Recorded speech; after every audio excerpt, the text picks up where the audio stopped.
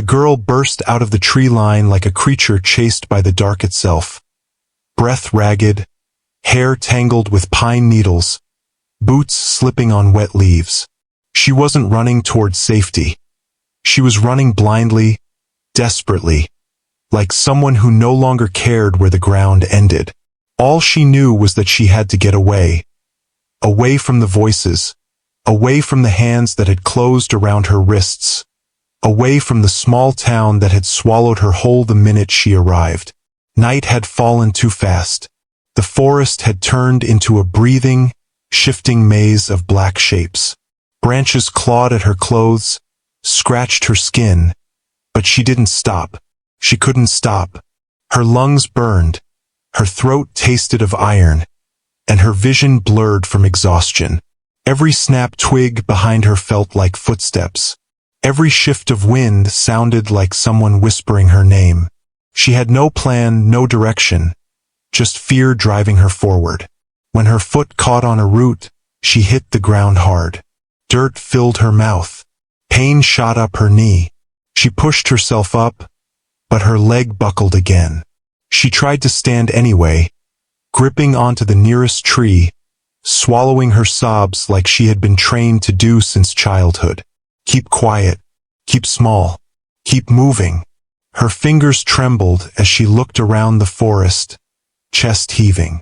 "Please," she whispered, not sure whether she was begging the night to hide her, or begging someone to find her before the men behind her did. She didn't know she was walking straight toward someone's land. She didn't know there was a cabin beyond the ridge, or that the man who lived there didn't like visitors. She didn't know he had heard her running long before she reached the clearing. The first sign of him was the voice, deep, steady, cutting clean through the storm of her panic. "Stop right there." She froze. Her breath turned to ice inside her chest. For a heartbeat she thought they had caught her, that one of the men from town had found her first, dragging her back to the life she'd barely escaped. But then a lantern glowed to life, and she saw him. A large man stepped out from behind a fallen pine, lantern held low, face half-shadowed by the brim of his hat. Broad shoulders, weathered coat, eyes sharp and pale against the darkness. He didn't look startled. He didn't even look afraid. He looked like someone who had already evaluated every threat inside a mile, including her. "Who's after you?" he asked. "Not who are you? Not what are you doing here? Just who's after you?" Her mouth opened, but no words came out. Her knees wavered, and as she collapsed forward into the dirt at his feet, he moved faster than she could fall, catching her in strong arms before the ground did. For the first time that night, the girl didn't run. The next thing she became aware of was warmth. A slow, creeping warmth that pushed back the cold lodged deep in her bones. When she opened her eyes, she wasn't on the forest floor anymore. She was wrapped in a heavy wool blanket, lying on a sturdy wooden bed inside a dimly lit cabin. A fire crackled nearby, shadows dancing across the rough-hewn walls. For a long moment she didn't move, afraid that if she shifted, the world would tilt back into the nightmare she'd escaped. But then she saw him, the man from the clearing, sitting in a chair across the room, elbows on his knees, gaze fixed on her with the steady patience of someone who had been waiting a while. When he noticed she was awake, he didn't rush toward her, didn't bombard her with questions.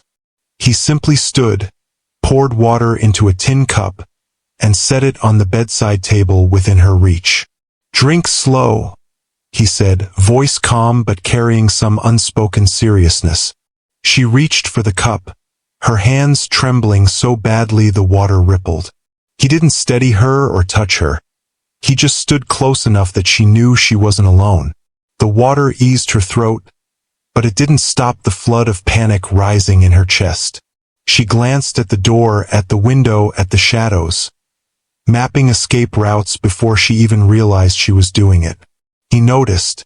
"If you're thinking about running again," he said quietly, "you should know I'm the only thing between you and whatever scared you out of those woods." She stiffened. I shouldn't be here, she whispered. I don't want trouble. I just needed, I don't know, distance. The man studied her like he was trying to understand whether she was terrified of him or of something far worse. Name? He asked. She hesitated, then shook her head. Doesn't matter, she murmured. Names get people hurt. His jaw tightened slightly, the only sign her answer bothered him. All right, he said. Then I'll give you mine. I'm Caleb. This is my land. You're not trespassing. Not tonight anyway. She looked at him properly then. Rough stubble, a scar fading beneath his jaw, clothes worn but well cared for. He looked like someone who had lived too many years with silence as his only companion. Why did you help me? She asked. He didn't blink. Because you collapsed on my land, he said simply. Because you were starving. Because nobody should look that scared. Something in her chest cracked painfully, like she'd been holding herself together too tightly for too long. She swallowed, eyes burning. They'll come looking, she whispered. People from town. They don't let things go. Caleb's expression didn't change, but the firelight caught a cold flicker in his eyes. Let them come, he said. They won't step foot on this mountain without me knowing. She looked at him then. Not as a stranger, not as a threat, but as the first solid thing in a long time that hadn't tried to break her. For the first time since she'd run, she allowed herself to breathe. I don't deserve kindness, she murmured. I've made too many mistakes. Caleb leaned back, crossing his arms. Then you're in the right place, he said, because up here, we start over. And something about the finality in his voice made her believe him. The storm outside had grown louder by the time she gathered enough strength to sit upright. Wind scraped against the windows like something begging to be let in. Caleb moved quietly around the cabin, adding wood to the fire, checking the locks, making sure the lantern near the door was filled with oil. He did everything with a calm rhythm, like a man who had long ago learned the importance of routine in a world that rarely showed mercy. She watched him with cautious eyes, trying to understand why someone like him, broad-shouldered, quiet, worn down by life, had chosen to help a stranger who had burst into his world like a wounded animal. When he finally sat across from her, he didn't lean forward or tower over her. He simply rested his elbows on his knees and waited, as if giving her the choice to speak first. You said people from town might come looking, he said eventually. Who are they to you? She hesitated, her fingers twisting in the blanket. They're the kind of people who don't like when someone slips out of their control. Caleb raised a brow. You work for them? She lowered her gaze. Worked. Past tense. He didn't push. He didn't demand details or accuse her of lying. He just said, Tell me the part that matters. She swallowed hard. I came to that town because someone told me it would be safe. But it wasn't. They saw someone like me. Alone, broke, no family, and they thought they owned me. Every time I tried to leave, they made the consequences worse.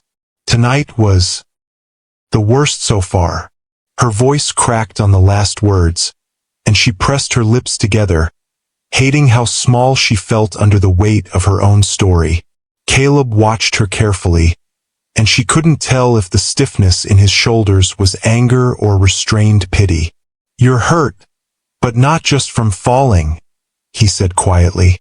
Her silence was all the confirmation he needed.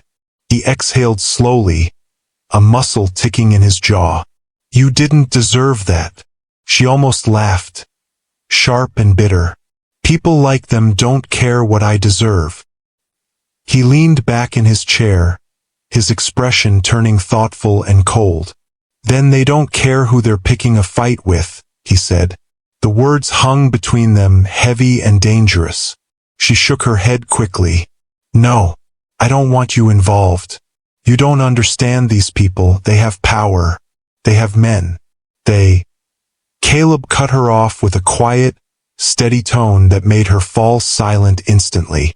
I've dealt with powerful men before. She looked at him properly then. A man who lived alone in the mountains.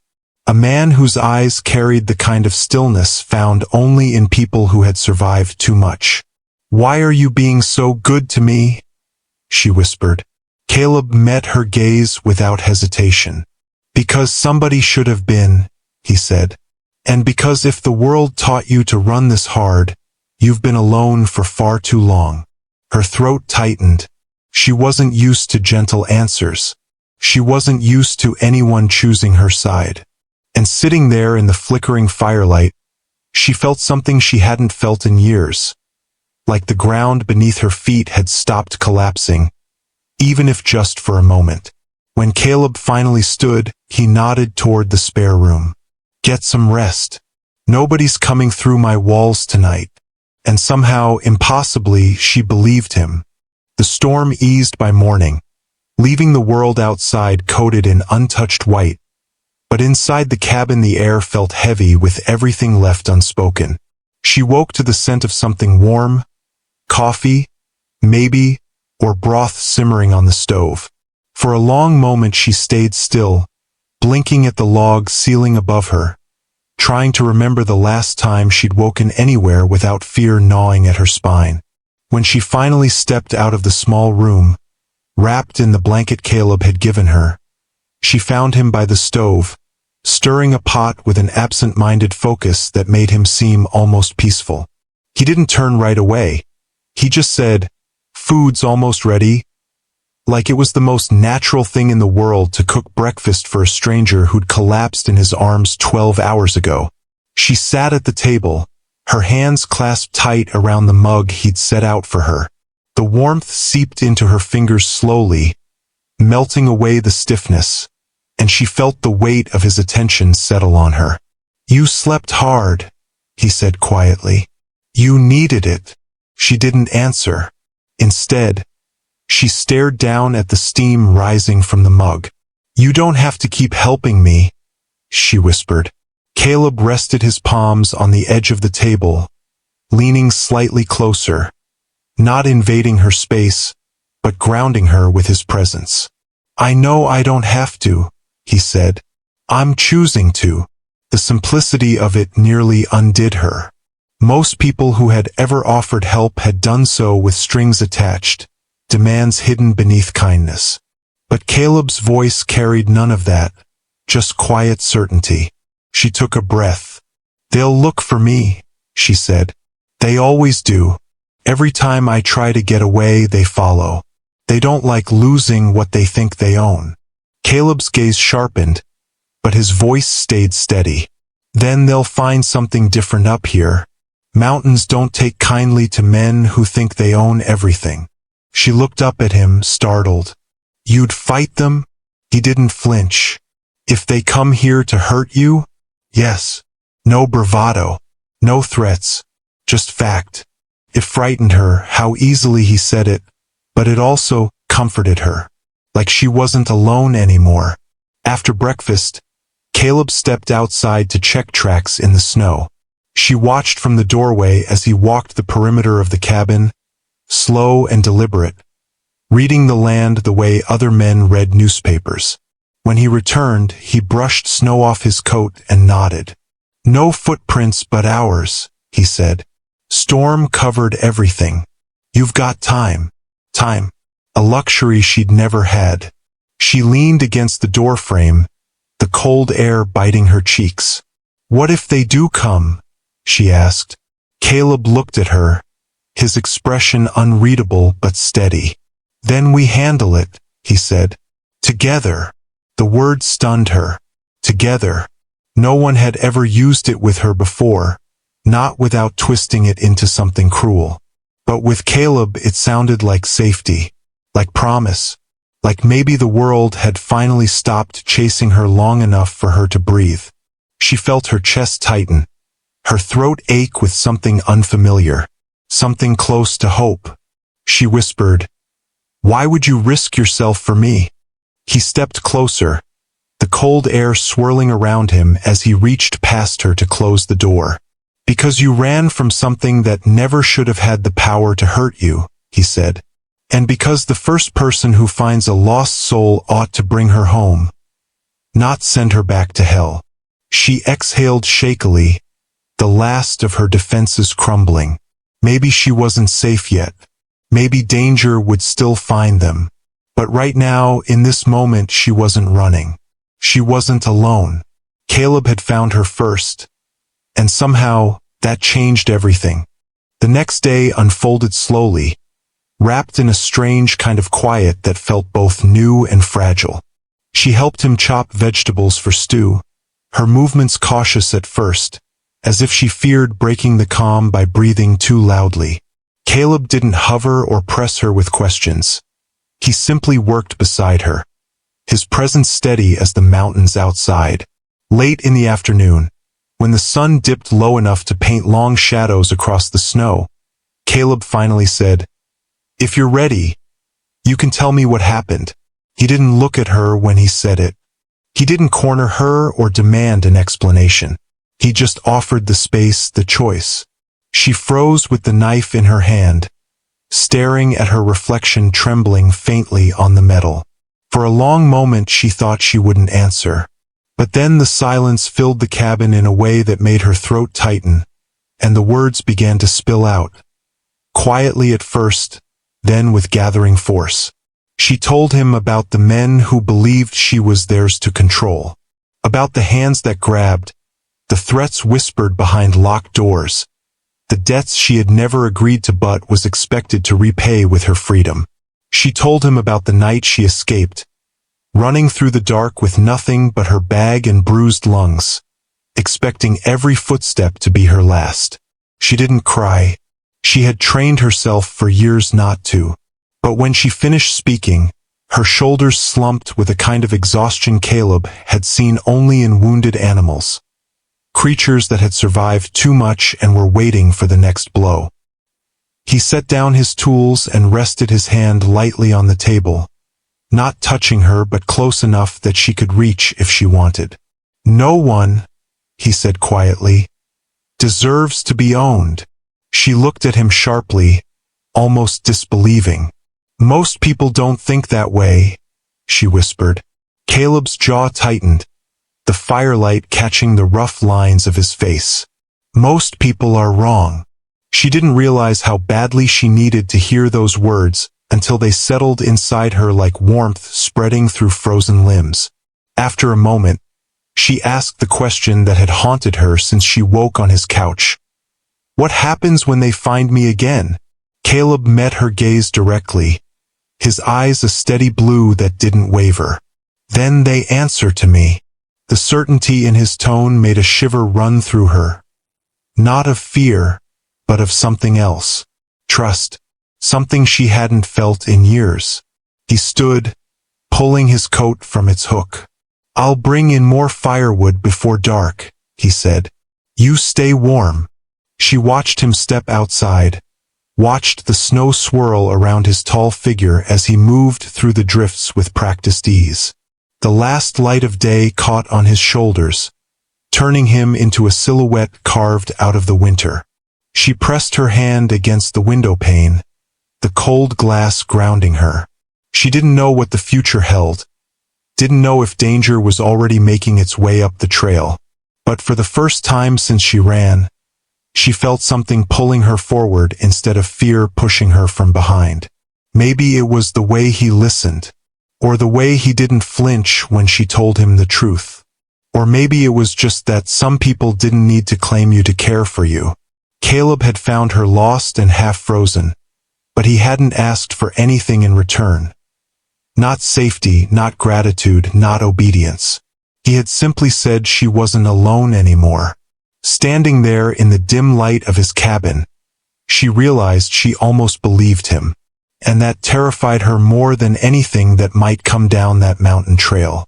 Because believing meant hoping, and hoping meant trusting her life to a man who seemed strong enough to shatter the world for her, but gentle enough to lift her from the snow like she weighed nothing.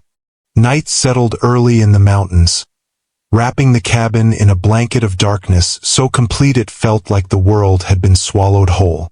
The fire crackled steadily in the hearth, throwing warm light across the wooden walls, but even its glow couldn't quiet the storm rising inside her. She sat on the edge of the bed Caleb had offered her, twisting the blanket between her fingers as if she could anchor herself to it. Every sound outside, the snap of a tree branch, the moan of the wind, made her flinch. Old instincts whispered that danger always came at night, and danger always came for her. Caleb noticed her tension the moment he stepped back inside with an armful of wood. Snow dusted his shoulders, melting slowly as he set the logs by the hearth. "You're listening too hard," he said gently, pulling off his gloves. "Nothing's coming." She hugged her knees tighter beneath the blanket. "You don't know that." He didn't argue. He simply walked closer and crouched in front of her, hands braced on his knees, lowering himself until he was eye level with her. He didn't crowd her or touch her, just waited until she lifted her gaze. "I know fear makes shadows bigger," he said quietly. "I know running makes every sound feel like a threat, but you're not out there anymore. You're here." His voice was steady, rough around the edges like gravel softened by time. She swallowed hard, trying to believe him, but the truth slipped out before she could stop it. "They always find me, Caleb, no matter how far I go. And when they do," her voice trembled, "they don't just punish me. They punish anyone who helps me." Caleb's jaw tightened, not in anger toward her, but in a restrained, controlled fury she'd seen only once before in his eyes. "Let them try," he said, each word slow and deliberate. "This place isn't like the towns you ran through. Out here, the mountains listen to me. The land listens. And I don't take kindly to men who hunt the vulnerable." He stood, walked to the table, and pulled a folded map from between his books. Opening it across the wood, he pointed to a narrow valley deeper in the range. "If things ever get bad, there's another cabin 2 miles from here. Mine. Built it years ago as a winter shelter. If anyone comes up this trail, we leave through the ridge path. They'll never track us." Her breath hitched. He hadn't just offered protection, he had planned for it, prepared for it. "Why?" she whispered. "Why go this far for someone you barely know?" Caleb turned, his expression softening in a way that made her chest ache. "Because I know what it is to be hunted by the past," he said. "I know what it does to a person, and no one saved me when I needed it." He paused, then added quietly, "So I'm choosing to save you." The words hit harder than any promise she had ever received. Slowly, as if afraid the moment might shatter, she slid off the bed and walked closer to him. The firelight warmed her back while the cold from the window brushed her cheeks, grounding her in 2 worlds: the fear she came from, and the fragile hope she was stepping into. Caleb didn't move, didn't push. He simply waited. With a shaky breath, she said the only truth she could manage. "I don't know if I deserve this." He shook his head. "Doesn't matter what you think you deserve. What matters is what's happening right now. You're safe. With me." For the first time since she had collapsed in the snow, she felt the tight band around her chest loosen. Not gone, but loosening. Enough for her to breathe. Enough for her to stay.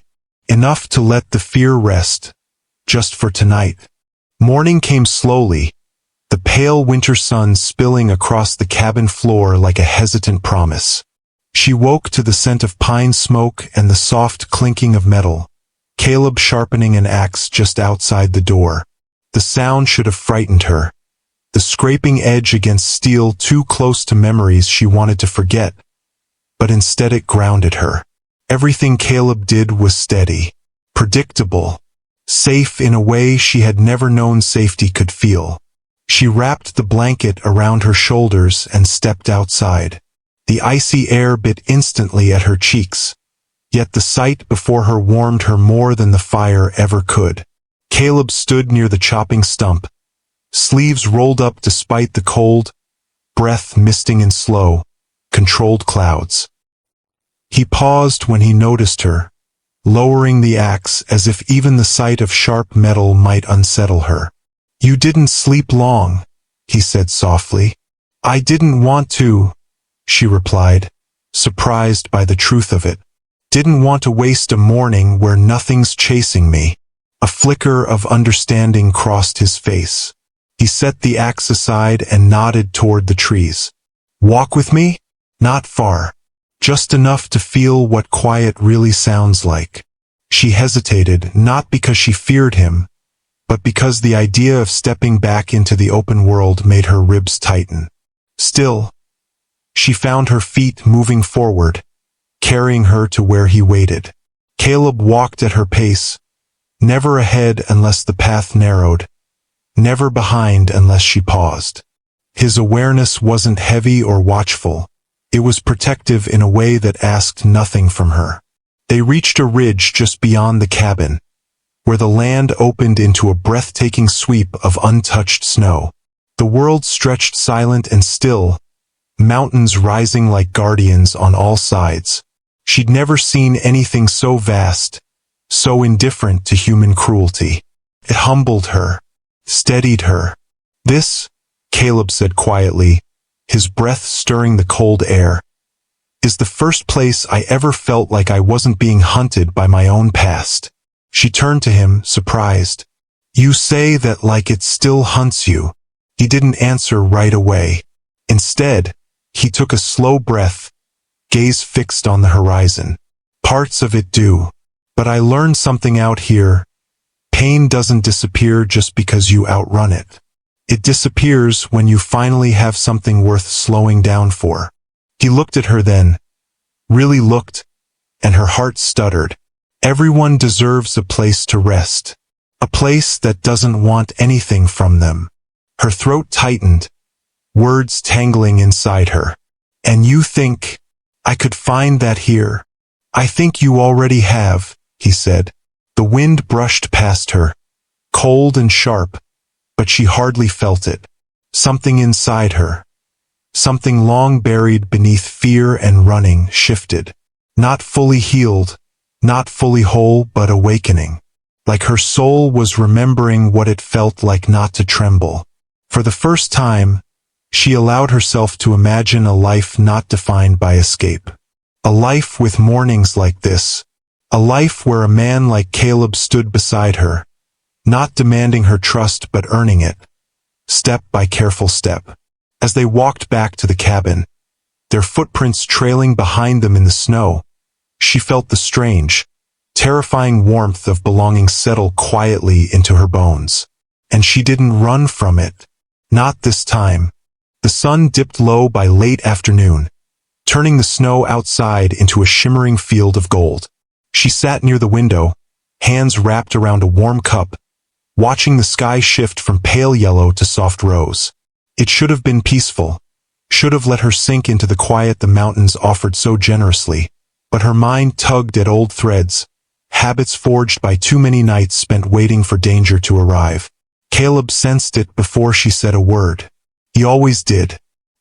He pulled a chair beside her, not too close, just near enough to let her know she wasn't alone. "You're miles away," he murmured. She exhaled slowly. "I keep thinking this won't last. That any minute now I'll hear boots in the snow or angry voices calling my name." Caleb didn't dismiss her fear. He didn't tell her she was overreacting. Instead, he looked out the window with her, as if scanning the horizon was something they did together now. "Maybe they'll come," he said honestly. "Maybe they'll try." She stiffened, but before fear could swallow her, he added, "If they do, they'll learn the mountains answer to me, not them." Something inside her softened, not because he promised perfect safety, but because he didn't lie. He never lied. That alone felt like unfamiliar mercy. She turned her cup in her hands. "I've never stayed anywhere this long, never felt wanted." Her voice cracked on the last word. Caleb's stare held steady, warm but unyielding.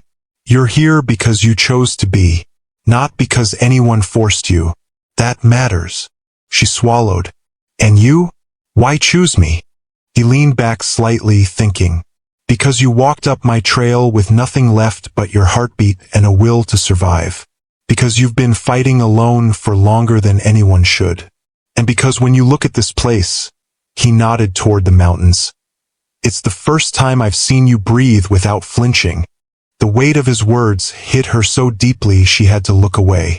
For a long moment they simply sat there, the fading light settling into the cabin like a blessing neither of them expected.